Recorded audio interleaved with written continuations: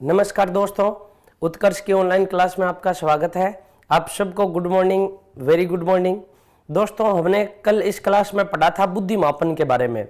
बुद्धि का मापन क्या है, बुद्धि मापन किस प्रकार से किया जाता है, कौन से सबसे पहले मनोवैज्ञानिक आए थे। तो दोस्तों, उसके आगे हम आज पढ़ते हैं, आगे चर्चा करते हैं बुद्धि के बारे में। इससे पहले दोस्तों, बुद्धि मापन के बारे में जो हमने पढ़ा था उसके बारे में हमने ये पढ़ा था कि बुद्धि मापन को हम प्रमुख रूप से 3 भागों में विभाजित करते हैं। और 3 भागों में विभाजित करके सबसे पहले हम ये पढ़ते हैं कि बुद्धि मापन का सबसे पहले वैज्ञानिक परीक्षण किसके द्वारा किया गया था। तो दोस्तों याद रखना, बुद्धि मापन का जो सबसे पहले वैज्ञानिक परीक्षण किया गया था वो बिने के द्वारा किया गया था। एक तो हम लेते हैं वो काल जिसमें बिने ने बुद्धि का मापन किया, यानी बिने का काल, और बिने से जो पहले का है यानी बिने से पूर्व का काल, और एक जो बिने के बाद का है यानी हम यूं कह सकते हैं बिने के बाद का काल। तो दोस्तों एक बार वापस समझिएगा आप, हमने कल क्लास में पढ़ा था बुद्धि मापन। बुद्धि मापन, तो दोस्तों इस बुद्धि मापन से एक प्रश्न, ये भी बहुत अच्छा प्रश्न है कि बुद्धि मापन में किसका मापन किया जाता है। बहुत बढ़िया प्रश्न है। तो दोस्तों कल आपने ये क्लास पूरी देखी होगी और कुछ निष्कर्ष निकाला होगा, लेकिन सबसे पहला जो प्रश्न है वो ये प्रश्न है, बुद्धि मापन में या बुद्धि परीक्षणों के द्वारा किसका मापन किया जाता है। बहुत बढ़िया प्रश्न है। देखिएगा, इसके लिए ये है कि बुद्धि मापन में बुद्धि का परीक्षण नहीं किया जाता है या बुद्धि का मापन नहीं किया जाता है। इसमें मानसिक योग्यताओं का, या हम यूं कह सकते हैं मानसिक योग्यताओं और क्षमता का परीक्षण, मानसिक योग्यताओं और क्षमता का परीक्षण या क्षमता का मापन, ये याद रखिएगा। बुद्धि परीक्षण में, या हम यूं कह सकते हैं बुद्धि मापन में दोस्तों जो इसका मापन करते हैं वो मापन कौन सा मापन कहलाता है। मानसिक योग्यता या क्षमता का जो मापन है वो किसका मापन है, बुद्धि मापन है। इस बुद्धि मापन के काल को हम प्रमुख रूप से दोस्तों 3 भागों में विभाजित करते हैं। पहला भाग और दूसरा भाग और तीसरा भाग, यानी बुद्धि मापन कुल कितने चरणों में माना जाता है या हम इनको पढ़ने के लिए कुल कितने भागों में विभक्त करते हैं, 3 भागों में विभक्त करते हैं। जिसमें जो सबसे पहला भाग है उसको हम देते हैं बिने के पूर्व का काल, बिने के या बिने से पूर्व का काल, और जो हम दूसरा देते हैं बिने से पूर्व का काल। इसके बारे में हमने कल पढ़ा था। इस काल में हमने ये पढ़ा था कौन कौन से मनोवैज्ञानिक है। सबसे पहले इस काल में जो बुद्धि के लिए, या हम यूं कह सकते हैं इस काल में बुद्धि का जो आधार था वो आधार शरीर रचना था। इस काल में बुद्धि के जितने भी परीक्षण हुए वो शरीर रचना की दृष्टि से या शरीर रचना की दृष्टि के आधार पर हुए। यदि दोस्तों शरीर रचना के आधार पर यदि हम बुद्धि का मापन, या हम ये तय करें कि जिस व्यक्ति का जिस प्रकार से शरीर है उसके अंदर उसी प्रकार की क्या है, बुद्धि है, तो ये जो काल है ये काल कैसा काल है, अवैज्ञानिक काल है। अतः इसे हम कौन सा काल है नहीं मान सकते, वैज्ञानिक काल नहीं मान सकते। इस कारण इस काल को हम क्या कहते हैं, वैज्ञानिक काल कहते हैं। दोस्तों जो दूसरा काल था वो काल था बिने का काल। हमने इसके बारे में भी पढ़ा था। बिने का काल, जो ये बिने का काल है, ये काल आरंभ होता है सन 1905 से लेकर सन 1911 तक। यानी बिने ने सबसे पहले बुद्धि मापन का कार्य आरंभ कब किया था, सन 1905 में किया था। और अल्फ्रेड बिने की जो मृत्यु हुई थी वो मृत्यु कब हुई थी, सन 1911 में हुई थी। तो दोस्तों ये जो काल है, इस काल में बुद्धि का मापन शरीर रचना के आधार पर नहीं किया गया। इस काल में बुद्धि का मापन मानसिक आयु के आधार पर किया गया। किस आयु के आधार पर, मानसिक आयु के आधार पर किया गया।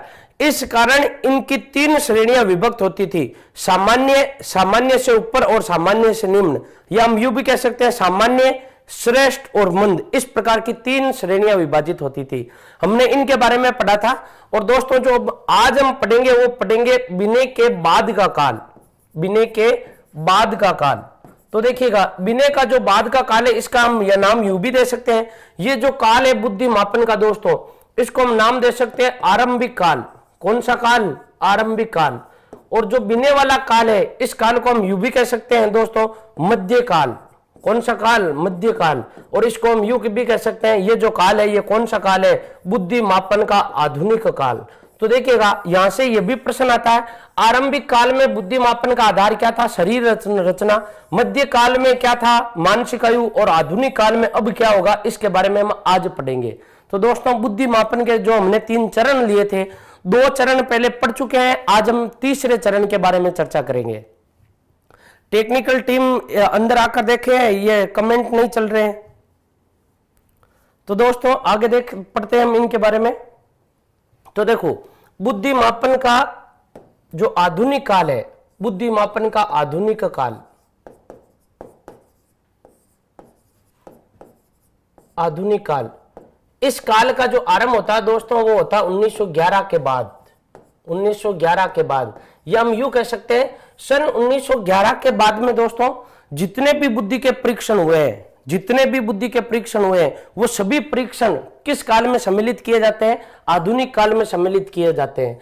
इसके बारे में दोस्तों हम यूं भी कह सकते हैं कि बुद्धि मापन में इस काल में का जो प्रमुख आधार था वो बुद्धि लब्धि था।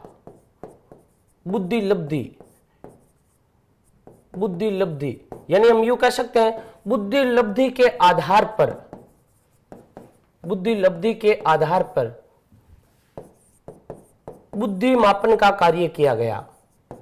बुद्धि मापन का कार्य किया गया।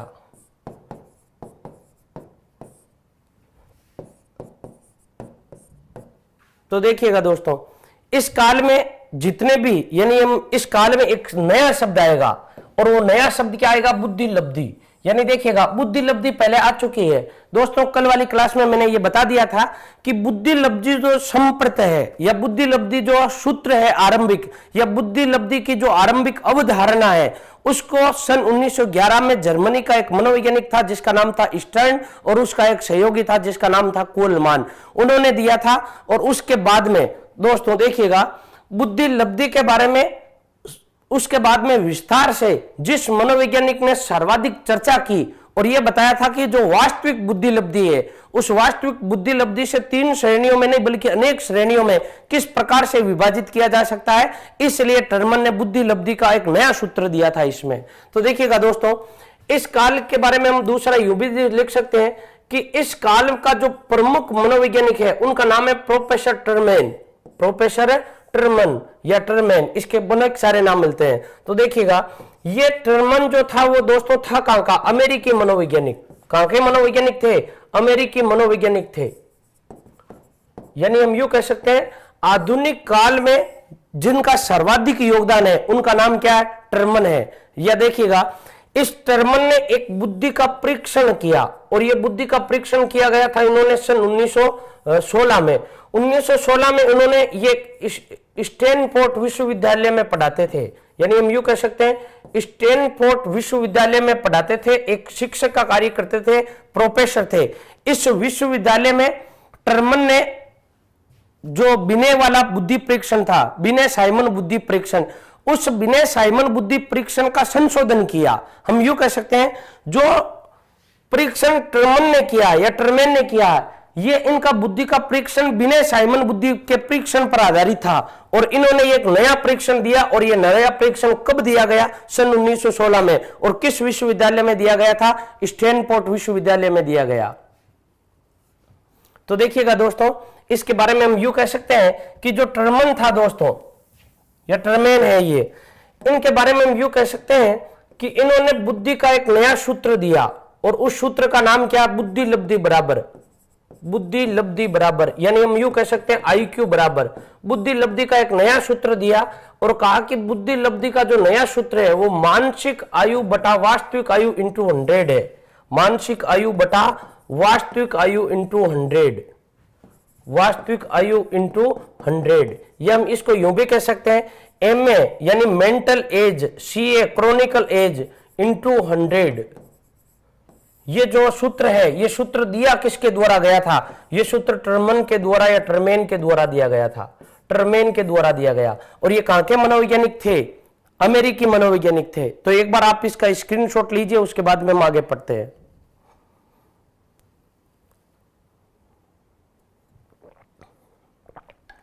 देखिएगा एक विद्यार्थी का कमेंट आ रहा है, अंतरा व्यक्ति का क्या? अंतरा का मतलब होता है अपने आप को समझना। अंतरा का मतलब, और अंतर का अर्थ होता है दूसरों में विभेद करना। जब दो वस्तुओं में हम विभेद करते हैं तब उसको अंतर कहते हैं। और विभेद करना यानी अपने अंदर क्या है, अगले में क्या है, अपने अंदर क्या है, सामने वाले में क्या है, ये अंतर कहलाता है। तो दूसरों को समझते हैं उसके लिए अंतर शब्द याद यूज करते हैं या प्रयोग में लेते हैं। और अंतरा अपने लिए करते हैं, अपने आप को समझने के लिए अंतरा शब्द, और दूसरों को समझने के लिए अंतर शब्द। ये कल भी बताया था मैंने आपको। तो दोस्तों देखिए इसके बारे में आगे पढ़ते हैं कि देखिए जो मनोवैज्ञानिक है उस मनोवैज्ञानिक का नाम है टर्मन। इन्होंने, ये कहां के मनोवैज्ञानिक थे, अमेरिकी मनोवैज्ञानिक। कहां के मनोवैज्ञानिक है, अमेरिकी मनोवैज्ञानिक है, अमेरिकी मनोवैज्ञानिक।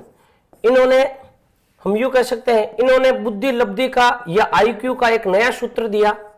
और आईक्यू का जो नया सूत्र दिया वो दिया MA/CA/100, MA/CA/100। ये एक नया सूत्र दिया था इन्होंने सन 1916 में।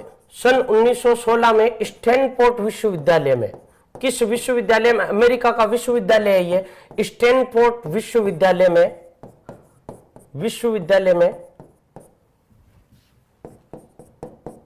बिने साइमन बुद्धि परीक्षण। दोस्तों इस बुद्धि परीक्षण के बारे में हमने कल पढ़ा था। तो देखो इसके बारे में हम यूं कह सकते हैं इस परीक्षण के बारे में।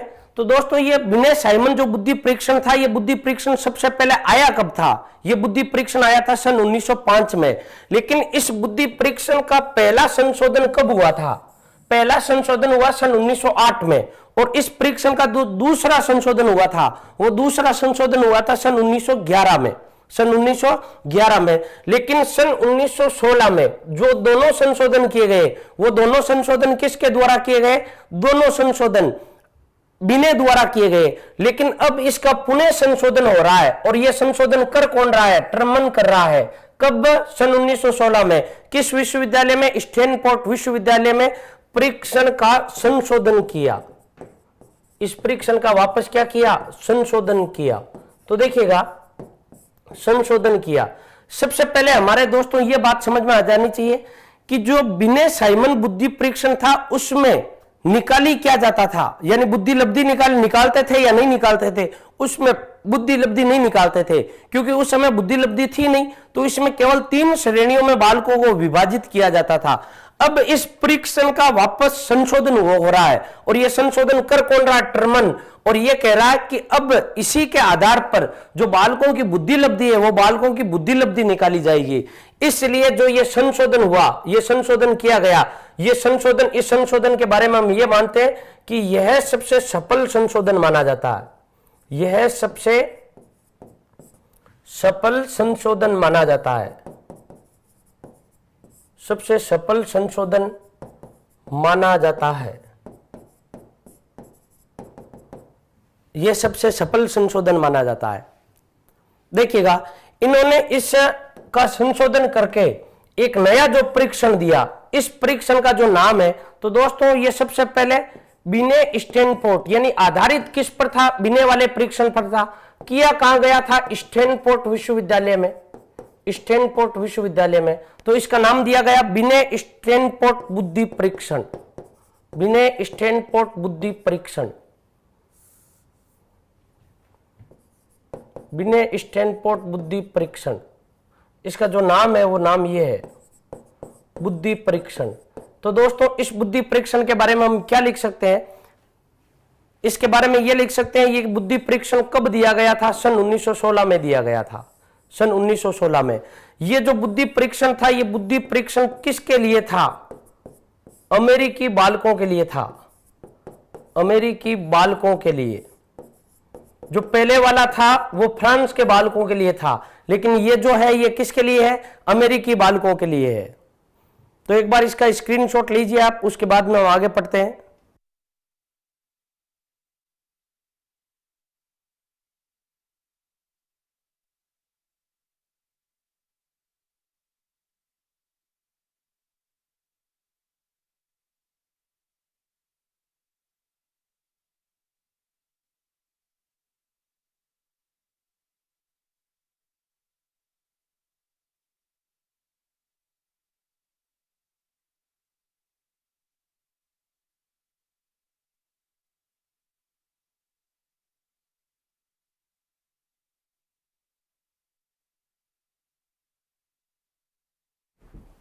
तो दोस्तों अब इसके बारे में हम आगे पढ़ते हैं। ये बुद्धि का परीक्षण था क्या, इसमें इतना सा याद रखना, जो टर्मेन था वो अमेरिकी मनोवैज्ञानिक था। इन्होंने बुद्धि में एक, या हम यूं कह सकते हैं, इन्होंने एक नया सूत्र दिया बुद्धि लब्धि का या आईक्यू का। हमेशा याद रखिएगा ये सूत्र बुद्धि का नहीं है, ये जो सूत्र है वो सूत्र किसका है, आईक्यू का है। इन्होंने ये जो परीक्षण किया वो परीक्षण कब किया, सन 1916 में किया।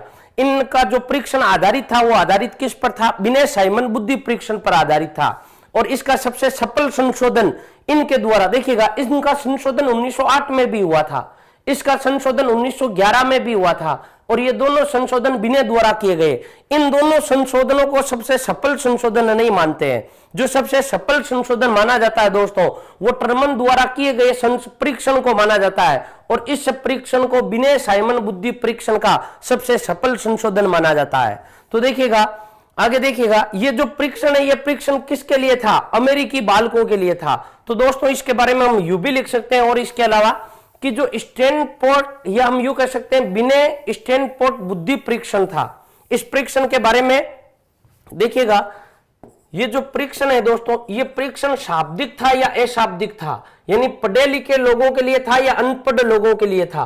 तो दोस्तों इसके बारे में हम लिख सकते हैं पढ़े लिखे बालकों के लिए। किसके लिए था, पढ़े लिखे बालकों के लिए था।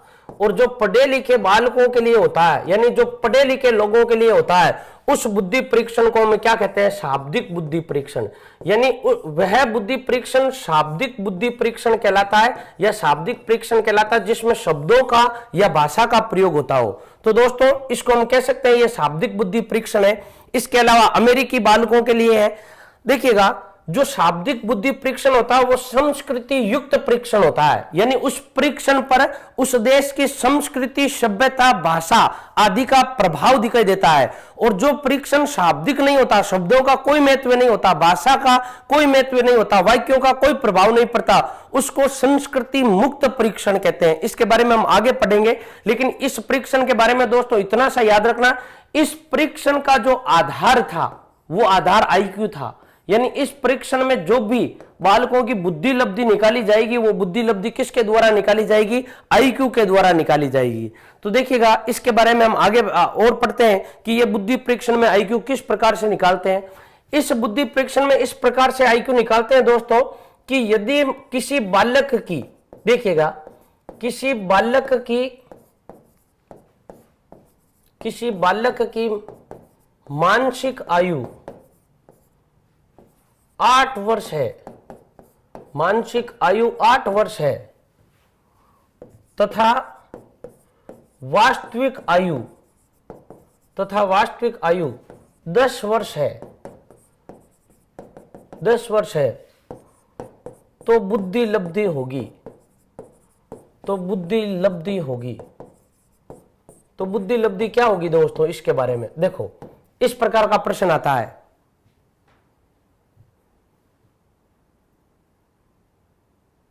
तो देखिएगा इस प्रश्न को सोल्व करके कमेंट करके बताइए किस प्रकार से करेंगे। बहुत सिंपल प्रश्न है, यानी जो सूत्र था आईक्यू का, वो सूत्र क्या था, MA/CA × 100, MA/CA × 100। ये सूत्र किसका है, आईक्यू का। तो हमें ज्ञात क्या करनी है, आईक्यू ज्ञात करनी है। तो देखिएगा मानसिक आयु इसमें कितनी है, हमें बुद्धि लब्धि ज्ञात करनी है, आईक्यू ज्ञात करना है। तो बुद्धि लब्धि कितनी हो गई, मानसिक आयु कितनी हो गई, 8 वर्ष, वास्तविक आयु कितनी हो गई, 10 वर्ष, और इंटू 100, 0 से 0 कट जाएगा, उसके बाद में जो रहेगा वो कितना रहेगा, 80। यानी जो आईक्यू है दोस्तों वो आईक्यू कितनी हो गई, 80 हो गई।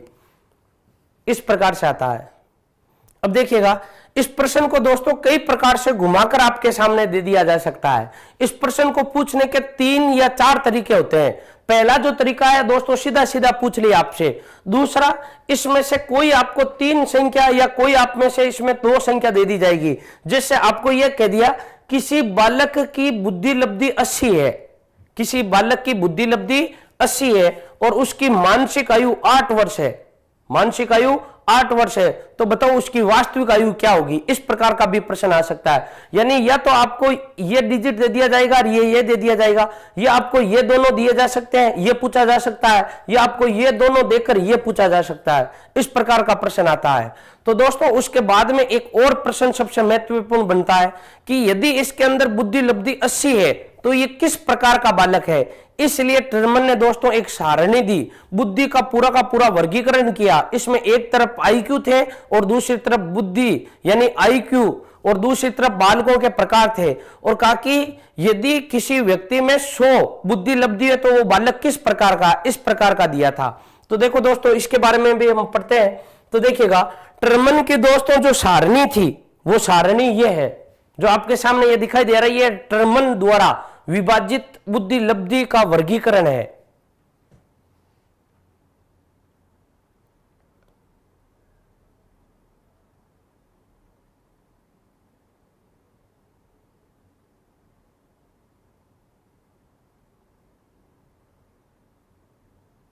तो देखिएगा ये बुद्धि लब्धि का दोस्तों जो वर्गीकरण है, यानी हम यूं कह सकते हैं, ये सबसे पहले दोस्तों इसके बारे में ये याद रखिएगा, ये जो वर्गीकरण किया गया है, ये वर्गीकरण किसके द्वारा किया गया, टर्मन के द्वारा किया गया है।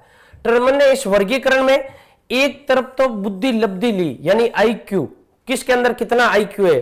दूसरा प्रकार हम यूं कह सकते हैं वर्ग विवरण, या हम यूं कह सकते हैं बालकों के प्रकार, बालकों के प्रकार। देखिएगा इससे समझने के लिए सबसे पहले आप इस प्रकार को समझिएगा, यदि किसी की मानसिक आयु 9 वर्ष है और वास्तविक आयु 9 वर्ष है, और अब इसको इंटू 100 करो तो दोस्तों ये कितना आएगा, 100 आएगा। यानी 8 वर्ष मानसिक आयु और 8 वर्ष वास्तविक आयु और इंटू 100 करें तो भी उसकी जो आयु आएगी वो आयु कितनी आएगी, 100 ही आएगी। यानी हम यूं कह सकते हैं यदि किसी व्यक्ति में जितनी वास्तविक आयु है उतनी उसकी मानसिक आयु है तो हमेशा बुद्धि लब्धि कितनी आएगी, 100 आएगी। यदि कोई बालक 5वीं क्लास में पढ़ता है और इसके अंदर जो मानसिक आयु है वो 5वीं क्लास की ही मानसिक आयु है और डेट ऑफ बर्थ उसके अनुसार है, तो वो बालक जो होगा वो सामान्य बुद्धि का होगा। यानी देखो दोस्तों इसके बारे में हम यूं मान सकते हैं कि इसके अंदर जो भी 100 आएगा वो 100 किसको दर्शाएगा, सामान्य को दर्शाएगा। यदि इस 100 से 9 पीछे चले और इस 100 से 9 आगे चले, यानी इसका हम यूं कह सकते हैं कि 100 से यदि 9 पीछे चले तो कितना आएगा, 90, और 100 से यदि हम 9 आगे चले तो वो कितना हो जाएगा, 109 हो जाएगा। तो देखिएगा इसके अंदर हम यूं कह सकते हैं कि जिनमें बुद्धि ये होती है वो बालक कैसा होता है, सामान्य बालक होता है।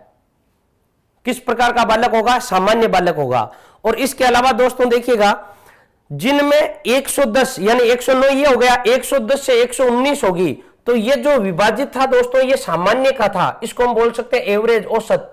तो ये औसत का विभाजित है, तो ये औसत से जस्ट ऊपर है, यानी हम इसको यूं नाम दे सकते हैं ये औसत से ऊपर है। इसके बारे में दोस्तों हम यूं कह सकते हैं ये जो है ये कहां का है, औसत से ऊपर। इसमें दोस्तों आप एक बात याद रखना कि एक तो सामान्य, जो सामान्य से ऊपर होगा वो क्या कहलाएगा, सामान्य से ऊपर या सामान्य से अधिक। तो दोस्तों इसके बारे में हम देखो, इसके बारे में एक है, इसके अलावा सामान्य से ऊपर से भी जो ऊपर होगा इसका नाम हम क्या देते हैं, तीव्र या श्रेष्ठ।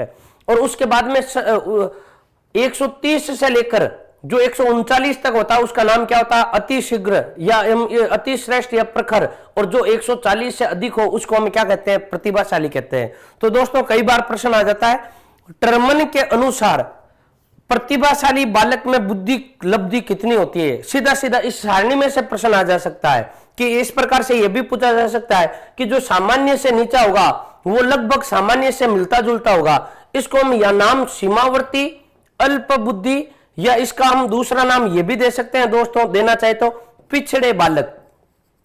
पिछड़े बालक देखिएगा सबसे पहले हमें यह समझना चाहिए कि जो पिछड़े बालक होते हैं वो पिछड़े बालक होते कौन है।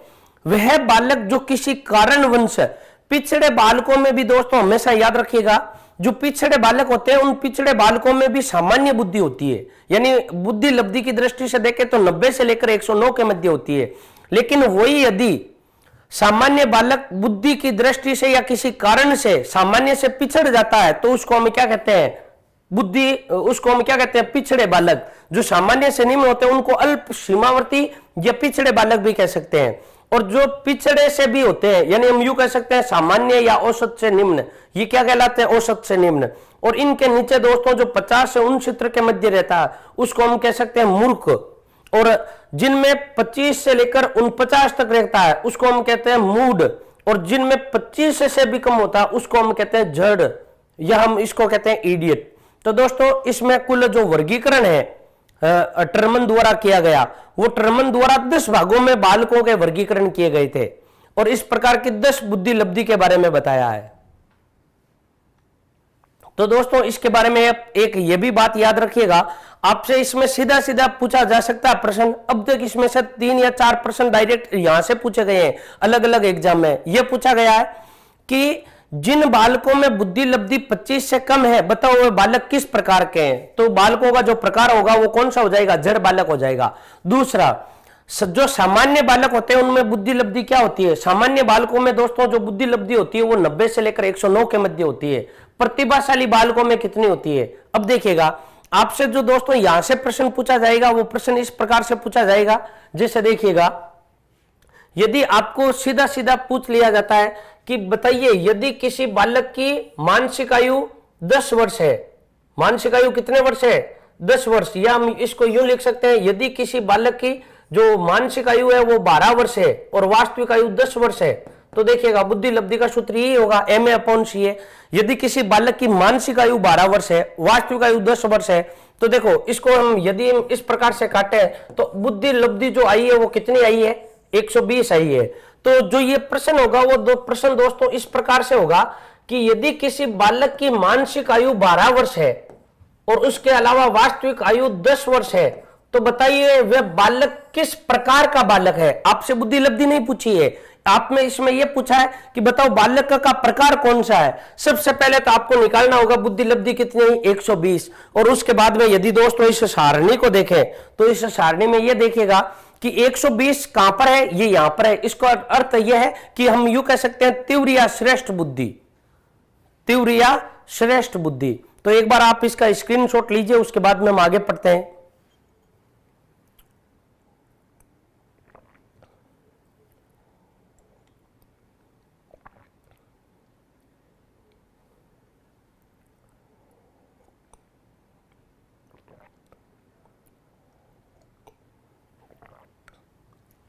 तो दोस्तों एक इस सारणी को आप याद रखना, यहीं से डायरेक्ट कई बार क्वेश्चन आ जाता है। दोस्तों हम आगे पढ़ते हैं, आगे सिद्धांतों में एक आपके सामने सिद्धांत आएगा। ये टर्मन का संशोधन था। टर्मन ने कई बार संशोधन किए थे दोस्तों।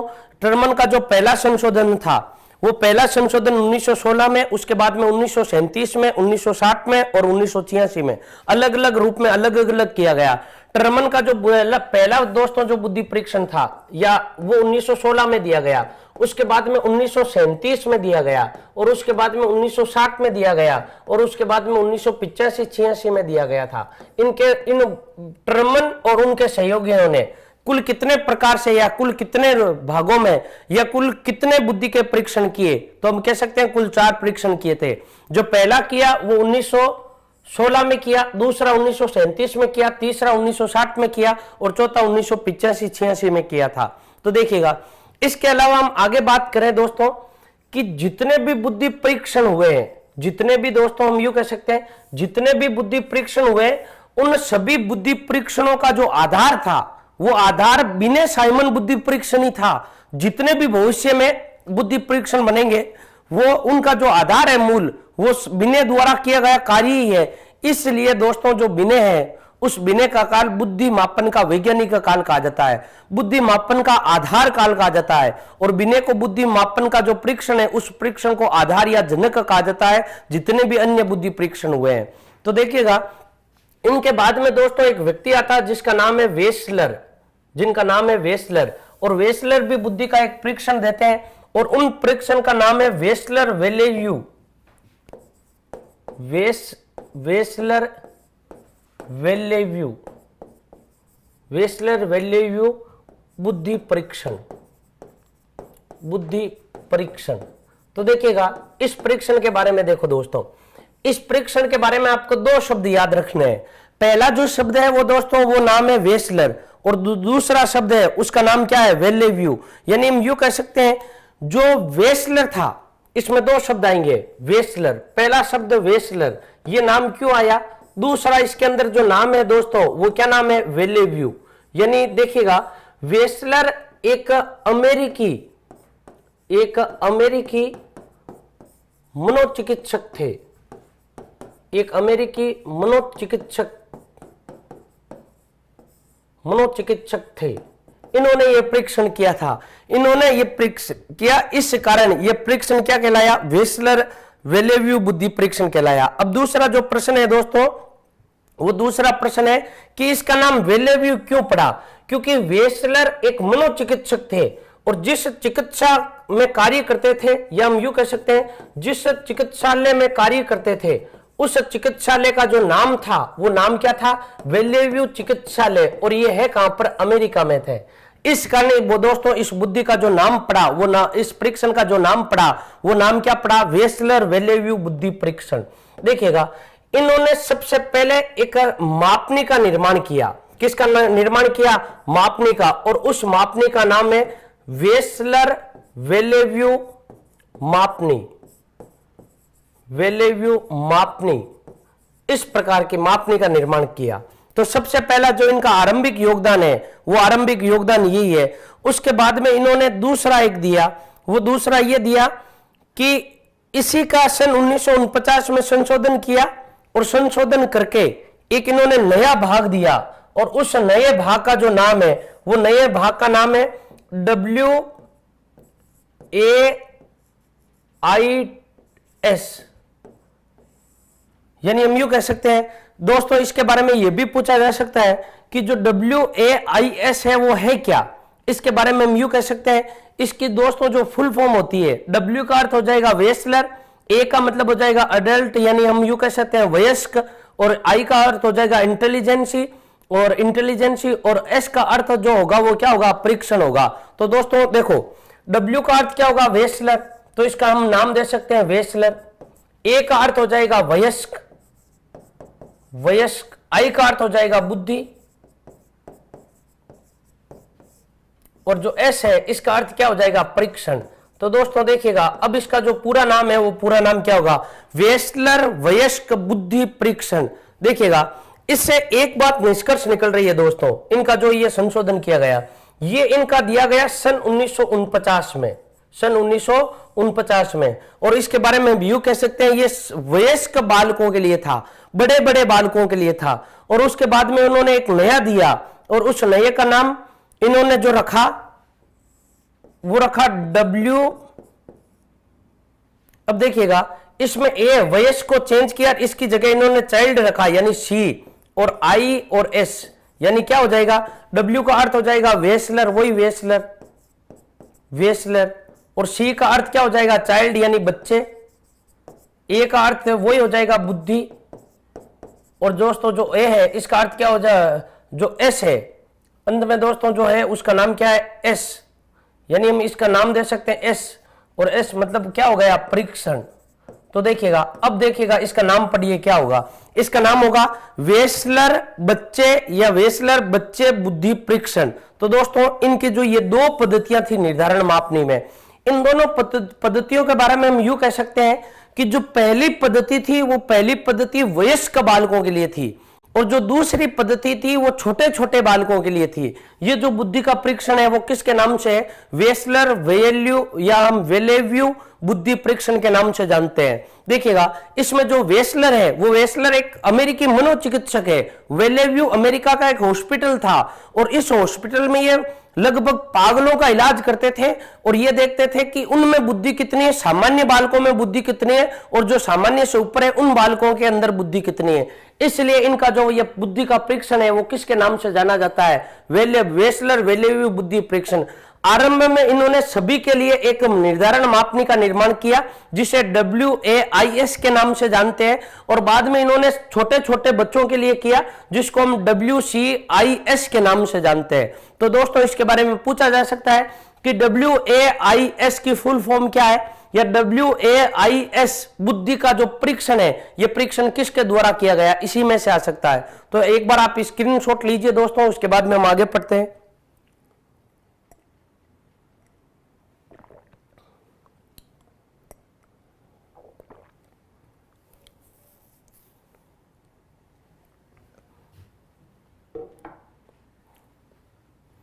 देखिएगा इसके बाद में दो आते हैं दोस्तों, एक आता है आर्मी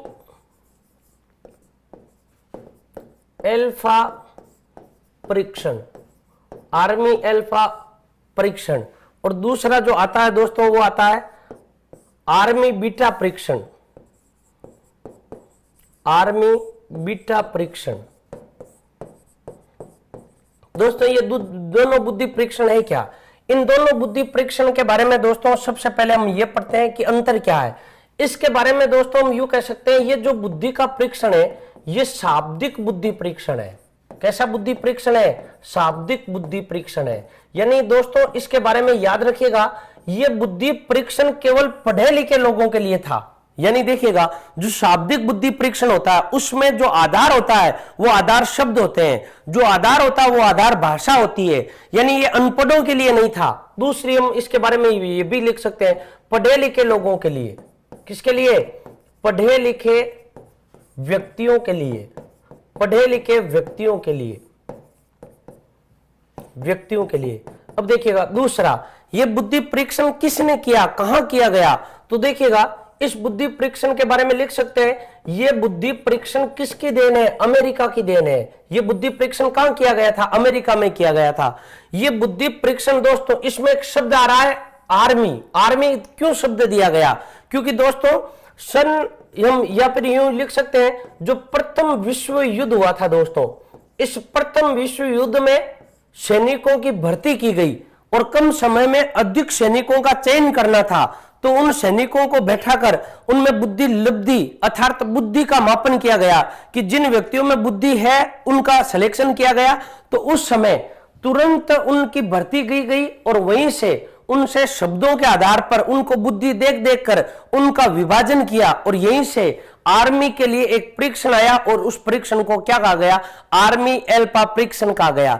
यानी इसका जन्म अमेरिका में हुआ। इस बुद्धि परीक्षण का प्रथम विश्व युद्ध के दौरान अमेरिका ने अपने सैनिकों की भर्ती के लिए इस परीक्षण को अप्लाई किया था अचानक, या हम यूं कह सकते हैं इमरजेंसी में। यह शाब्दिक बुद्धि परीक्षण है, केवल पढ़े लिखे के लिए है। दोस्तों जो दूसरा है उसका नाम है आर्मी बीटा परीक्षण। तो देखिएगा ये जो परीक्षण है दोस्तों ये अशाब्दिक बुद्धि परीक्षण है, अशाब्दिक बुद्धि परीक्षण। यानी देखिएगा जिस बुद्धि परीक्षण में शब्दों का या भाषा का कोई महत्व नहीं होता है उस बुद्धि परीक्षण को हम क्या कहते हैं? शाब्दिक बुद्धि परीक्षण कहते हैं। अर्थात तो दोस्तों जो अशाब्दिक होता है उसमें जो पढ़े लिखे होते हैं वो भी दे सकते हैं और जो अनपढ़ होते हैं वो भी दे सकते हैं। यानी पढ़े लिखे कौन? पढ़े लिखे, और इसके अलावा कौन दे सकते हैं? अनपढ़ भी दे सकते हैं। अब देखिएगा जो जिसमें शब्दों का महत्व नहीं होता है वो अनपढ़ों के लिए होता है, लेकिन जो अनपढ़ होते हैं वो भी दे सकते हैं। क्या इसको पढ़े लिखे नहीं दे सकते? पढ़े लिखे भी दे सकते हैं। तो ये दोनों के लिए होता है। दूसरा, इसका निर्माण कहां किया गया? इसका निर्माण अमेरिका में किया गया था और यह भी आर्मी की ही देन है। आर्मी में कुछ ऐसे व्यक्तियों का भी चयन किया गया जो अनपढ़ थे। उन अनपढ़ों की भर्ती के लिए इन्होंने एक बुद्धि परीक्षण आयोजित किया। उस बुद्धि परीक्षण का नाम क्या है दोस्तों? आर्मी बीटा बुद्धि परीक्षण या आर्मी बीटा परीक्षण है। तो ये दो परीक्षण थे। एक बार आप इसका स्क्रीनशॉट लीजिए, उसके बाद में हम आगे पढ़ते हैं दोस्तों।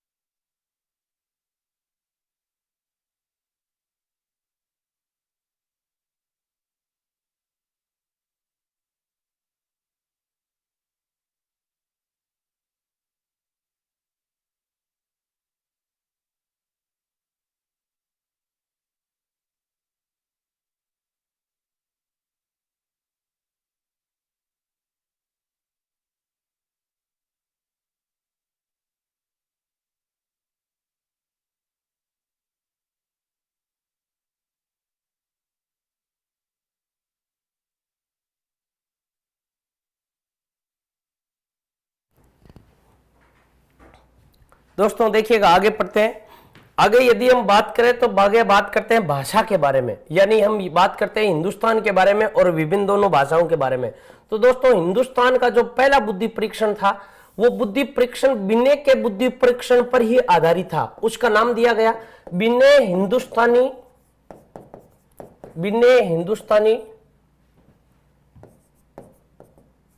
परफॉर्मेंस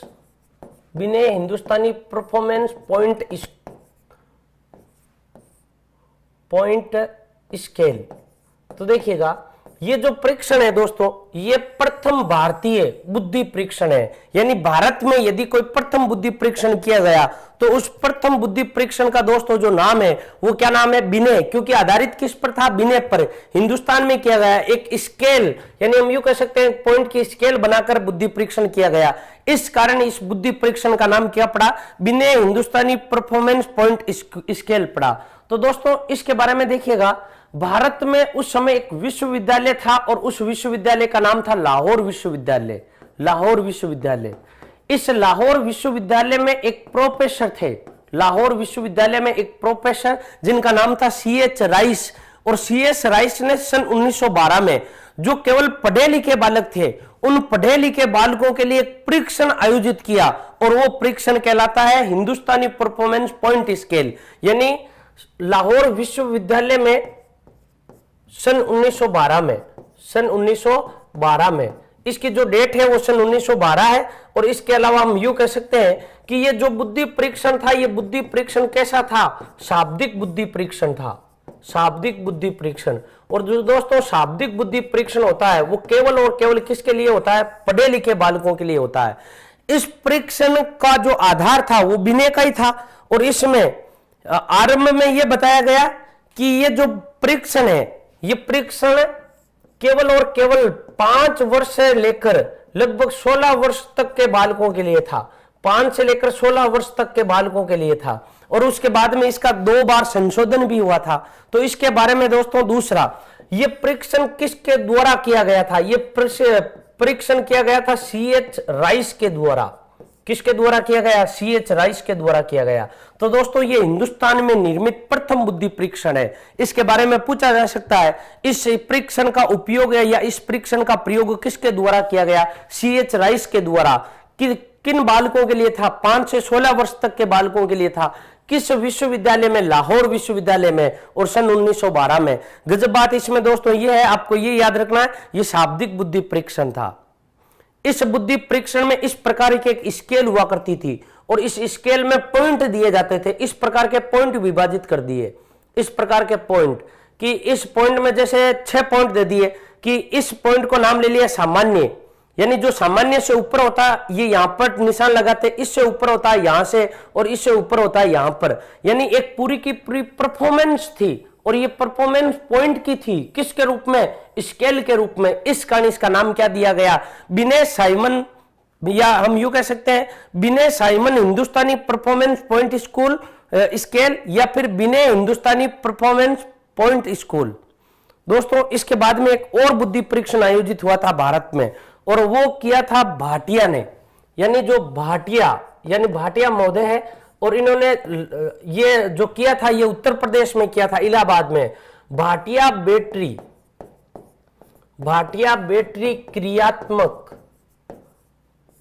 क्रियात्मक बुद्धि परीक्षण। भाटिया बैटरी क्रियात्मक बुद्धि परीक्षण। तो देखिएगा इस परीक्षण के बारे में क्या है, जो CH राइस के द्वारा किया गया और जो भाटिया महोदय के द्वारा किया गया, इन दोनों में अंतर क्या है? इन दोनों में अंतर यह है दोस्तों, ये कहां किया गया था? ये इलाहाबाद में किया गया था। इलाहाबाद में। इलाहाबाद, और इलाहाबाद क्या कहां है? यूपी में है। इसके अलावा ये किसके द्वारा किया गया? ये CM भाटिया के द्वारा किया गया। यानी हम यूं कह सकते हैं चंद्रमोहन भाटिया, जो इनका पूरा नाम है दोस्तों, वो पूरा नाम है चंद्रमोहन भाटिया के द्वारा। चंद्रमोहन भाटिया के द्वारा किया गया। ये जो बुद्धि परीक्षण था दोस्तों, ये बुद्धि परीक्षण अशाब्दिक बुद्धि परीक्षण था। अशाब्दिक बुद्धि परीक्षण, यानी इस बुद्धि परीक्षण में शब्दों का कोई महत्व नहीं था। ये अनपढ़ों के लिए भी था और ये पढ़े लिखों के लिए भी था। इस बुद्धि परीक्षण का नाम दोस्तों बैटरी क्रियात्मक बुद्धि परीक्षण क्यों रखा गया? इस प्रकार का एक पर्दा होता था, जिसे आप पिक्चर देखते हो तो सामने क्या होता है? एक पर्दा होता है। इस पर्दे के सामने इन्होंने एक बैटरी लगाई इस प्रकार की।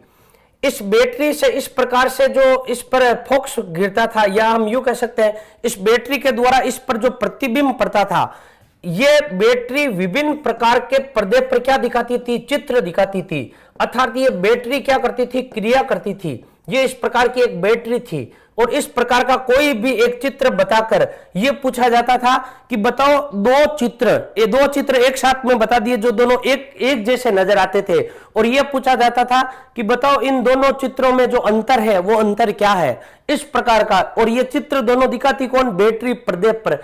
इस कारण इसका नाम क्या पड़ा, बैटरी क्रियात्मक बुद्धि परीक्षण। और यह बुद्धि परीक्षण दोस्तों किसके द्वारा किया गया, चंद्रमोहन भाटिया के द्वारा किया गया था। और यह परीक्षण कहां किया गया, इलाहाबाद में। और सबसे महत्वपूर्ण बात, यह शाब्दिक नहीं था, यह किस प्रकार का था, अशाब्दिक बुद्धि परीक्षण था। तो दोस्तों इसके बारे में याद रखिएगा कि भारत में निर्मित प्रथम अशाब्दिक बुद्धि परीक्षण कौन सा है। भारत में निर्मित प्रथम अशाब्दिक बुद्धि परीक्षण यही है।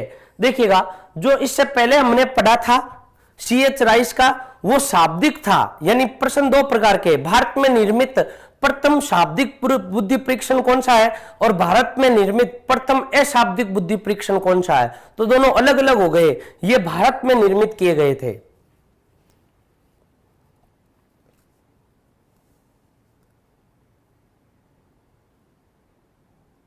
तो दोस्तों देखिएगा, आगे पढ़ते हैं।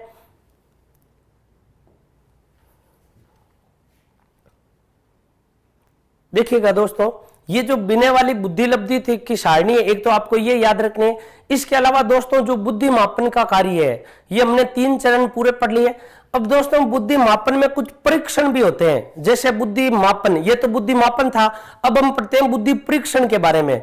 बुद्धि परीक्षण एक तो पढ़े लिखे लोगों के लिए होता है, जिनको कहते हैं शाब्दिक बुद्धि परीक्षण। यदि हम पढ़े लिखे लोगों के लिए बुद्धि का मापन करें तो शाब्दिक, और अनपढ़ों के लिए करें तो अशाब्दिक। यदि बुद्धि का परीक्षण एक समय में एक ही बालक का किया जाता है तो वो व्यक्तिगत बुद्धि परीक्षण कहलाता है। जैसे देखिएगा, इंटरव्यू जो लिया जाता है, साक्षात्कार, वो किस प्रकार का, व्यक्तिगत है या सामूहिक है, व्यक्तिगत है। और जो दोस्तों आप कंपटीशन के एग्जाम देते हो, सभी विद्यार्थियों को एक दिन यानी संडे के दिन 9 बजे से लेकर 11 बजे तक एग्जाम होता है, वो एकल नहीं होता, वो सामूहिक होता है। तो बुद्धि परीक्षण के दोस्तों जो परीक्षण है उनके बारे में जो 2 प्रकार है, उन दोनों प्रकारों के बारे में पढ़ते हैं। तो देखिएगा, सबसे पहले हम लेते हैं बुद्धि परीक्षण, व्यक्तिगत परीक्षण एवं सामूहिक परीक्षण। तो सबसे पहले दोस्तों हमारे ये बात समझ में आनी चाहिए कि जो बुद्धि मापन था वो तो हमने पढ़ लिया, अब पढ़ रहे हैं बुद्धि परीक्षण। बुद्धि का परीक्षण कैसे करें, तो बुद्धि का परीक्षण यदि एक समय में एक ही व्यक्ति का करें, यदि दोस्तों याद रखिएगा, बुद्धि का परीक्षण यदि एक समय में एक ही व्यक्ति का करें तो वो कौन सा कहलाएगा, व्यक्तिगत परीक्षण कहलाएगा। यदि बुद्धि का परीक्षण एक समय के लिए अनेक व्यक्तियों पर या समूह पर हम अप्लाई करें तो वो क्या कहलाएगा, सामूहिक कहलाएगा।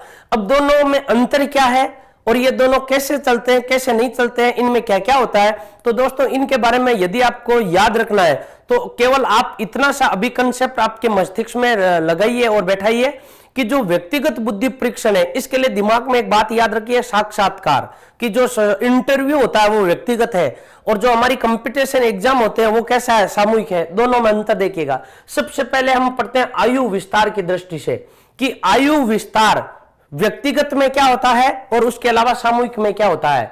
व्यक्तिगत में लिख सकते हैं दोस्तों कि इसमें जो बुद्धि परीक्षण होता है ये वयस्कों के लिए होता है और इसके अलावा ये बच्चों के लिए होता है। अर्थात हम दोनों के लिए बोल सकते हैं, वयस्कों के लिए और बच्चों के लिए। कैसे दोस्तों, यदि हम इंटरव्यू लेना चाहिए तो इंटरव्यू हम बड़े का ले सकते हैं और इंटरव्यू हम छोटे बच्चे का भी ले सकते हैं। छोटे बच्चे को एक सामने बैठा कर हम उसका बुद्धि का मापन कर सकते हैं एक समय में, इसलिए दोनों पर अप्लाई किया जा सकता है।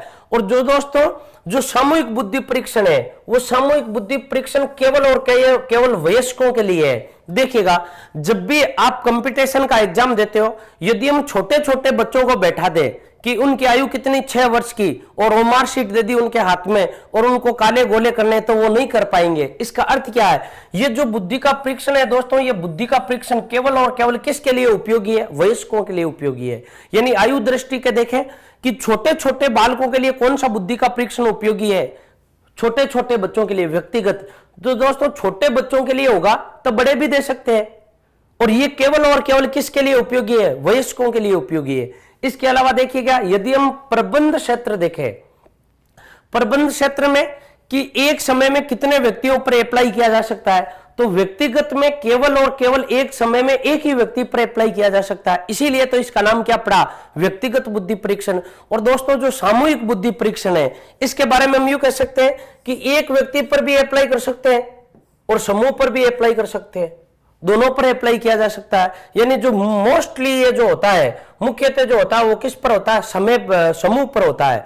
और दोस्तों, यदि हम समय सीमा देखें, तो समय सीमा देखने से पहले आप लॉजिक लगाओ दोस्तों कि जो इंटरव्यू होते हैं, आईएएस के इंटरव्यू, आरएस के इंटरव्यू, उनमें कितना समय लगता है? 2-2 महीनों तक चलते हैं, 3-3 महीनों तक चलते हैं। और वही यदि कंपटीशन में आरएस प्री होता है, तो आरएस प्री या आईएएस प्री या मेंस वो एक ही दिन में यानी 3 घंटे में सभी व्यक्तियों की हो जाती है। और सभी व्यक्तियों का इंटरव्यू एक साथ में नहीं होता। इसका मतलब जो व्यक्तिगत होते हैं उनमें समय अधिक लगता है। और दोस्तों, जो व्यक्तिगत ना होकर वो कैसे होते हैं? सामूहिक होते हैं, उनके बारे में या हम यूं कह सकते हैं उनमें समय अधिक लगता है या समय कम लगता है और उनमें समय अधिक लगता है। जो आपका इंटरव्यू होता है, इंटरव्यू वाली पद्धति, उसमें समय अधिक लगता है और जो सामूहिक होता है उसमें समय कम लगता है। विशेषज्ञ की बात करें तो दोस्तों, यदि आपका इंटरव्यू लेना है तो इंटरव्यू लेने वाले जो होते हैं वो विशेषज्ञ होते हैं। और जबकि आपका जो कंपटीशन एग्जाम होता है, उस कंपटीशन एग्जाम में आप जहां बैठे हो, आपके हाथ में ओमार शीट है, हाथ में पेपर है, आपके सामने एक व्यक्ति अर्थात एक शिक्षक खड़ा होता है। यदि वो व्यक्ति या शिक्षक कम शिक्षित होगा, कम कौशल युक्त, कम प्रशिक्षित होगा, तो फिर भी वो ये मेथड या हम यूं कह सकते हैं ये परीक्षण आयोजित किया जा सकता है। लेकिन जो इंटरव्यू वाला होगा, उसके लिए इंटरव्यू लेने वाला इसमें कौन होता है? सुशिक्षित होता है। इसके अलावा कुशल मनोवैज्ञानिक होता है, यानी हम यूं कह सकते हैं सुशिक्षित, योग्य, या हम यूं कह सकते हैं सुशिक्षित। इसके अलावा हम यूं कह सकते हैं योग्य, और इसके अलावा कह सकते हैं कुशल मनोवैज्ञानिकों की आवश्यकता होती है। और इसमें कम प्रशिक्षित और इसके अलावा कम योग्य और कम कुशल व्यक्तियों की आवश्यकता होती है। तो देखिएगा, जब कंपटीशन एग्जाम होता है तब हमारे सामने, या हम यूं कह सकते हैं आप जब कंपटीशन एग्जाम देते हो तब आपके सामने एक शिक्षक खड़ा होता है। वो शिक्षक 12वीं पास भी हो सकता है और ग्रेजुएट भी हो सकता है, और उसको कोई विशेषता या कोई उसका किसी क्षेत्र में विशेषज्ञता या हम यूं बोलते हैं विशिष्टता प्राप्त नहीं है, वो सामान्य हो सकता है। और जबकि इंटरव्यू लेने वाला हमेशा कैसा होगा? योग्य होगा। इसके अलावा दोस्तों, वस्तुनिष्ठता की बात करें तो सबसे पहले हमें यह समझना चाहिए वस्तुनिष्ठता होती क्या है। यदि एक प्रश्न का एक ही उत्तर आता है तो वो क्या है? वस्तुनिष्ठता है। जैसे मैं अभी पूछता हूं, आप सबसे पूछता हूं दोस्तों कि बताओ राजस्थान की राजधानी कहां है, तो सबका आंसर एक ही आएगा, जयपुर है। राजस्थान की राजधानी, अब केवल इतना सा लिख दिया राजस्थान की राजधानी, इतना सा प्रश्न आया, इसका मतलब क्या है? इसके बारे में अनेक प्रश्न हो सकते हैं, इसका कोई आंसर फिक्स नहीं होता। जो व्यक्तिगत होता है ये कम वस्तुनिष्ठ होता है। अब देखिएगा कम वस्तुनिष्ठ कैसे? यदि आप जिनके सामने बैठे हो और आपका इंटरव्यू हो रहा है, यानी साक्षात्कार हो रहा है, आप जो प्रश्न पूछते हो उसमें कोई फिक्स नहीं हो, आप जो उत्तर देते हो उसका कोई फिक्स आंसर नहीं होता। आप उसको छोटा भी बोल सकते हो, बड़ा भी बोल सकते हो, कितना भी बोल सकते हो। और जबकि जो सामूहिक होता है उसमें डायरेक्ट पूछा जाएगा राजस्थान की राजधानी कहां है? जयपुर, तो आपको केवल जयपुर ही लिखनी होती है, केवल और केवल गोला करना पड़ता है जयपुर वाले में। और जबकि इसमें आप जयपुर के बारे में और भी बता सकते हो, क्योंकि इसमें लिखना नहीं पड़ता है, आपके सामने कोई ना कोई बैठा रहता है। तो एक बार देखिएगा वापस, आयु सीमा के आधार पर व्यक्तिगत में दोस्तों वयस्कों और बच्चों दोनों के लिए, और जबकि सामूहिक में केवल वयस्कों के लिए। प्रबंधन या प्रबंध क्षेत्र की देखें तो व्यक्तिगत परीक्षण एक समय में एक ही व्यक्ति पर अप्लाई होता है, और सामूहिक एक समय में अनेक व्यक्तियों पर या समूह पर अप्लाई किया जा सकता है और एक व्यक्ति पर भी अप्लाई किया जा सकता है। समय सीमा की दृष्टि से देखें तो व्यक्तिगत में समय अधिक लगता है और सामूहिक में समय कम लगता है। विशेषज्ञ की दृष्टि से व्यक्तिगत में अधिक विशेषज्ञों की आवश्यकता होती है या सुशिक्षित, योग्य और कुशलों की, और इसके लिए कम की आवश्यकता होती है। व्यक्तिगत जो होते हैं परीक्षण वो वस्तुनिष्ठ की दृष्टिता से कम होते हैं या इनका उत्तर एक निश्चित नहीं होता है, और ये अधिक वस्तुनिष्ठ होता है, अर्थात इनका उत्तर क्या होता है? निश्चित होता है। इसके अलावा दोस्तों और अंतर है इनमें, तो देखिएगा अंतर नंबर 5, मूल्य। व्यक्तिगत अत्यंत खर्चीला होता है। RS के इंटरव्यू 2 महीने तक चलते हैं, बहुत खर्चीला होता है और बहुत फर्नीचर की आवश्यकता होती है। इसके लिए कम खर्चीला होता है, 3 घंटे में ये हो जाता है, कम खर्चीला। स्वतंत्रता, व्यक्तिगत में स्वतंत्रता का अनुभव नहीं करता है, क्योंकि सामने कोई ना कोई बैठा ही रहता है इंटरव्यू में, तो हमेशा घबराहट महसूस होती है कि अब क्या होगा, अब क्या होगा। इसमें व्यक्ति किसका अनुभव प्रदान या किसका अनुभव करता है, स्वतंत्रता का अनुमान करता है। यदि हम शिक्षा की दृष्टि से देखें तो व्यक्तिगत यानी इंटरव्यू, तो दोस्तों इंटरव्यू हम अनपढ़ का भी तो ले सकते हैं, अनपढ़ को भी तो बैठा कर सामने उससे कुछ भी पूछ सकते हैं और पढ़े लिखे से भी पूछ सकते हैं। यानी ये अनपढ़ और पढ़े लिखे दोनों के लिए होता है। और सामूहिक जो होता है दोस्तों केवल और केवल किसके लिए होता है, पढ़े लिखे के लिए होता है, केवल और केवल पढ़े लिखे के लिए। इसका अर्थ यह है कि जो आप कंपटीशन देते हो ये एक अनपढ़ों का नहीं लिया जा सकता, केवल पढ़े लिखों के लिए। प्रकार की दृष्टि से देखें तो पढ़े लिखे होने के कारण इसको कह सकते हैं शाब्दिक, और अनपढ़ होने के कारण इसको क्या कह सकते हैं, अशाब्दिक। यानी ये शाब्दिक भी होता है, ये अशाब्दिक होता है। ये केवल पढ़े लिखे के लिए, इसका मतलब ये किस प्रकार का हो गया, शाब्दिक हो गया। आगे देखिएगा नकल, जो इंटरव्यू होता है उसमें नकल की कम संभावना रहती है और जो सामूहिक होता है उसमें नकल करने की अधिक संभावना होती है, क्योंकि इंटरव्यू में तो केवल और केवल आप ही हो, आप ही को देख रहा, आप नकल कैसे करोगे। और जबकि सामूहिक में आगे देख लेता है, कई बार विद्यार्थी पीछे देख लेता है। मूल्यांकन की देखें तो जो सबसे श्रेष्ठतम मूल्यांकन निकल कर आता है दोस्तों, वो सबसे श्रेष्ठतम मूल्यांकन व्यक्तिगत में निकल कर आता है इंटरव्यू में। और जो सामूहिक होता है उसमें वास्तविक स्थिति या व्यक्ति के गुण दोषों के बारे में पता नहीं चल पाता है। अर्थात हम यूं कह सकते हैं कि जो मूल्यांकन की दृष्टि से होता है वो गुण और दृष्टि की दृष्टि से एकदम पूर्ण नहीं होता है, अर्थात ये पूर्णता नहीं कर पाता, गुण दोषों का पूर्णतः पता नहीं लगा पाता है। तो दोस्तों ये व्यक्तिगत था और एक प्रकार का क्या है, सामूहिक बुद्धि परीक्षण है। इसके अलावा दोस्तों बुद्धि परीक्षण में 2 प्रकार के और बुद्धि परीक्षण आते हैं, एक होते हैं शाब्दिक और दूसरे होते हैं अशाब्दिक। शाब्दिक बुद्धि परीक्षण किसे कहते हैं, शाब्दिक बुद्धि परीक्षण उनको कहते हैं जिनमें शब्दों का महत्व होता हो, और अशाब्दिक बुद्धि परीक्षण उनको कहते हैं जिनमें शब्दों का नहीं बल्कि प्रतीकों का महत्व हो, बल्कि मूर्त पदार्थों का महत्व हो, बल्कि चित्रों का महत्व हो, उनको क्या कहते हैं, अशाब्दिक कहते हैं। तो देखिएगा इनमें अंतर क्या है, जो अंतर है वो है ये भाषा का। तो देखिएगा इसमें भाषा या शब्दों का प्रयोग किया जाता है, इसी कारण इसको हम क्या कहते हैं, शाब्दिक कहते हैं। और इसमें दोस्तों भाषा का प्रयोग नहीं किया जाता है, बल्कि प्रयोग किसका किया जाता, प्रतीकों का प्रयोग इसमें किसका किया जाता, चित्रों का प्रयोग किसका किया जाता, मूर्त पदार्थों का। यदि आपके हाथ में खिलौना देखकर ये आपसे पूछे कि इस खिलौने के कितने प्रयोग हो सकते हैं, इस खिलौने के कितने उपयोग हो सकते हैं, आप इसका प्रयोग किस प्रकार से करना चाहोगे, और जो व्यक्ति जितने ज्यादा फायदे बताता है या जो व्यक्ति जितने उपयोग या प्रयोग बताता है उसके अंदर बुद्धि उतनी अधिक होती है। जैसे आपको इस प्रकार का चित्र बता दिया जाता है दोस्तों, आपने भी देखे होंगे, ये इस प्रकार का एक चित्र है और आपसे ये पूछा जाता है बताओ इन दोनों चित्रों में क्या अंतर है, दोनों चित्रों में क्या अंतर है। ये 2 चित्र बता दिए और आपसे पूछा जाएगा कुल अंतर कितने हैं, तो आप बताओगे इसमें ये इधर चल रहा है और इसमें ये इधर चल रहा है। किसका प्रयोग, चित्रों का प्रयोग। ये उनके लिए होता है जो पढ़े लिखे नहीं होते हैं, जो पढ़े लिखे नहीं होते हैं, कि पढ़े लिखे जो नहीं होते उनके लिए कौन सा, यानी अशिक्षित। तो इसका मतलब यह है कि ये शिक्षित के ऊपर भी अप्लाई किया जा सकता है, दोनों के लिए हो सकता है। जो अशाब्दिक होता है वो दोनों के लिए हो सकता है, लेकिन जो शाब्दिक होगा दोस्तों वो केवल और केवल किसके लिए होगा, शिक्षित के लिए होगा। ये प्रयोग होता है इनका। जो बच्चे छोटे छोटे बच्चे होते हैं, तो छोटे छोटे बच्चों को दोस्तों पढ़ना नहीं आता, जिनको पढ़ना नहीं आता उनके लिए ये उपयोगी नहीं है, यानी हम यूं कह सकते हैं बड़े बालकों के लिए उपयोगी, और ये छोटे बालकों के लिए उपयोगी है, छोटे बालकों के लिए उपयोगी, बड़े बालकों के लिए उपयोगी। यानी ये छोटे बालकों के लिए उपयोगी हो सकता है, इसका मतलब बड़ों के लिए भी हो सकता है, और वो केवल और केवल किसके लिए, बड़ों के लिए है।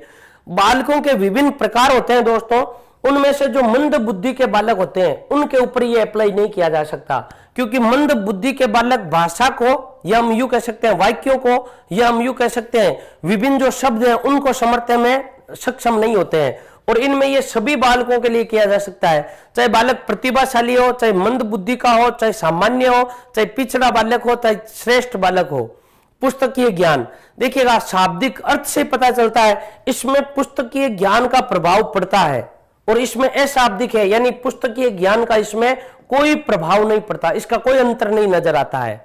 इसके अलावा प्रकार की दृष्टि से देखें तो ये व्यक्तिगत और सामूहिक दोनों हो सकते हैं। व्यक्तिगत इसलिए हो सकता है क्योंकि शब्द यानी आप सिर्फ एक जना बैठा कर डायरेक्ट प्रश्न पूछ सकता है, एक व्यक्ति को एक जना या एक व्यक्ति को सामने बैठा कर बताओ राजस्थान की राजधानी कहां है, तो ये शाब्दिक हुआ, आपसे वो शब्दों के माध्यम से वार्तालाप कर रहा है। इसके अलावा सामूहिक जो आप कंपटीशन देते हो वो शब्दों पर ही आधारित होता है, प्रतीकों या चिन्हों पर आधारित नहीं होता है, तो ये दोनों हो गया।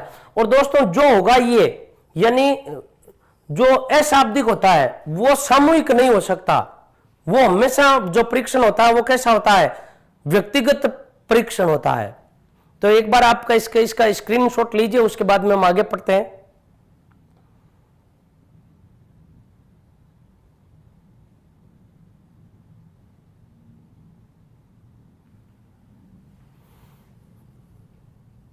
देखिएगा इसके अलावा अंतर तुलना, तो देखिएगा इसमें विभिन्न व्यक्ति के जितने भी गुण होते हैं उनकी तुलना नहीं की जा सकती। आपको मैंने 10 प्रश्न लिख कर दिए और मैं कहता हूं इनके उत्तर बताओ, उन उत्तरों के आधार पर कंप्लीट व्यक्तित्व के गुणों का पता नहीं चलता कि यह बालक किस आधार का है। शाब्दिक से विभिन्न गुणों का पता नहीं चलता, और जबकि जो अशाब्दिक होता है उससे व्यक्ति के गुणों का पता चल जाता है, क्योंकि ये जो होता है ये अधिक वस्तुनिष्ठ होता है। संस्कृति, तो देखो दोस्तों जो संस्कृति का प्रभाव दिखाई देता है वो संस्कृति का प्रभाव किस पर दिखाई देता है, शाब्दिक पर। और जो अशाब्दिक होता है परीक्षण, यानी अमेरिका में यदि कोई परीक्षण बनाया गया जिसमें भाषा का कोई महत्व नहीं है, उस परीक्षण का प्रयोग हम कहां कर सकते हैं दोस्तों, उस परीक्षण का प्रयोग हम भारत में भी कर सकते हैं, यानी उसमें कोई संस्कृति का प्रभाव नहीं दिखाई देता है। दोस्तों यहीं पर आपके लिए प्रश्न है कि जो केटल है, केटल ने सर्वप्रथम, मनोवैज्ञानिक है जिसका नाम है केटल ने सर्वप्रथम संस्कृति मुक्त परीक्षण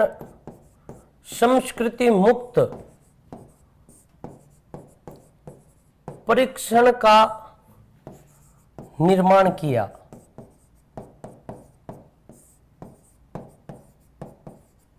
तो दोस्तों यहां पर यह प्रश्न है कि सर्वप्रथम संस्कृति मुक्त यानी संस्कृति का कोई प्रभाव नहीं पड़ता है, और संस्कृति मुक्त बुद्धि परीक्षण किसके द्वारा किया गया, केटल के द्वारा किया गया।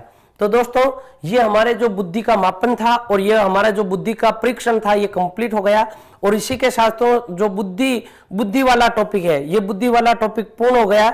इसके अलावा फर्स्ट ग्रेड में और भी सिलेबस है बुद्धि से संबंधित, और इसके अलावा सेकंड ग्रेड में भी एक नया टॉपिक आता है संवेगात्मक बुद्धि। तो दोस्तों हमने ये बुद्धि पढ़ लिया। सबसे पहले हमने बुद्धि की परिभाषाएं पढ़ी, अर्थ पढ़े, उनके क्या विशेषताएं हैं उनके बारे में पढ़ा, प्रकार के बारे में पढ़ा। एक तो बुद्धि का चैप्टर है ये, और दूसरा बुद्धि के विभिन्न सिद्धांत, इसके अलावा बुद्धि के मापन, और इसके अलावा बुद्धि परीक्षण। तो दोस्तों इनमें आप याद रखिएगा कि जो छोटे छोटे बालकों के लिए जो बुद्धि का परीक्षण उपयोगी होता है वो व्यक्तिगत होता है या सामूहिक होता है। छोटे छोटे बालकों के लिए व्यक्तिगत, और शाब्दिक होता है या अशाब्दिक होता है, शाब्दिक नहीं होता है। एक बार प्रश्न आ गया था कि छोटे छोटे बालकों के लिए कौन सा बुद्धि का परीक्षण उपयोगी होता है, और इस प्रकार के दोनों का मिश्रण आता है। बताइए शाब्दिक और सामूहिक इस प्रकार से आ सकता है। तो छोटे छोटे बालकों के लिए सामूहिक और व्यक्तिगत में सबसे अच्छा कौन सा रहता है, छोटे बालकों के लिए व्यक्तिगत अच्छा रहता है, और शाब्दिक और अशाब्दिक में अशाब्दिक अच्छा रहता है। इस प्रकार के इसमें से प्रश्न पूछे जाते हैं, अंतर पूछे जाते हैं। व्यक्तिगत और शाब्दिक जब भी पढ़े दोस्तों तो इनमें एक बात याद रखिएगा, एक तरफ आप अपने मस्तिष्क में इमेज बनाकर रखिएगा व्यक्तिगत बराबर इंटरव्यू, और जो आपका कंपटीशन होता है इसका मतलब क्या हो गया, कंपटीशन वाला जो होता है वो कौन सा हो गया, सामूहिक हो गया। शाब्दिक में पढ़े लिखे लोगों के लिए और अशाब्दिक में अनपढ़ लोगों के लिए। ये चार बातें याद रखें। इसके बाद में इनसे संबंधित यदि कोई भी प्रश्न आएगा तो दोस्तों आप आसानी से हल कर सकते हो। तो दोस्तों बुद्धि वाला चैप्टर समाप्त हो गया। कल हम 8 बजे दोस्तों एक नया अध्याय पढ़ेंगे, एक नए अध्याय के बारे में चर्चा करेंगे। तो धन्यवाद दोस्तों, एक बार इसको आप वापस पढ़ें, और यदि ये आपको वीडियो पसंद आया है दोस्तों तो आप इसको लाइक करें और अधिक से अधिक अपने दोस्तों को शेयर करें। और यदि अब तक किसी ने उत्कर्ष चैनल को सब्सक्राइब नहीं किया तो एक बार इसको सब्सक्राइब कर लीजिए। तो दोस्तों कल मिलते हैं पुनः सुबह 8 बजे। नमस्कार। Press